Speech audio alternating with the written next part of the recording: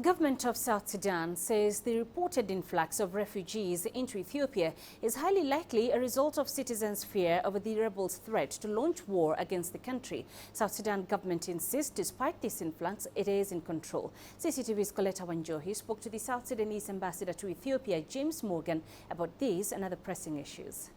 We have latest reports from UNHCR showing that there's an influx, what they call an influx of refugees into areas like Gambela through the Ethiopian border. UNHCR puts the number at around over 29,000. What exactly is happening at home? The civilians might have gotten scared that Riek Machar recently also he has announced that he is going to launch another war into our country. So to my belief and to the belief of the rest of the people in South Sudan, if these refugees are coming out from the side of Gambela, also some weeks ago, the rebels decided to shell the town of Nasser, which is under our control, but for some reasons that we don't know, they decided to shell our positions.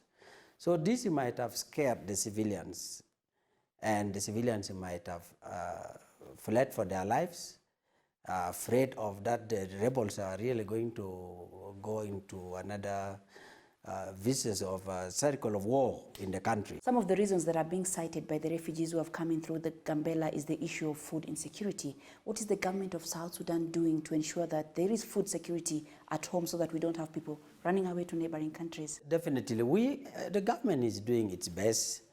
And we had been calling for this Riek Machar to stop the violence. If the rebels can stop the violence, the food, the access to the people of the South Sudan, not only in this area, but we need the violence to stop so that the access to the people can be possible. Food can be delivered to everywhere. But you are aware that the rebels had never agreed. They have always put conditions.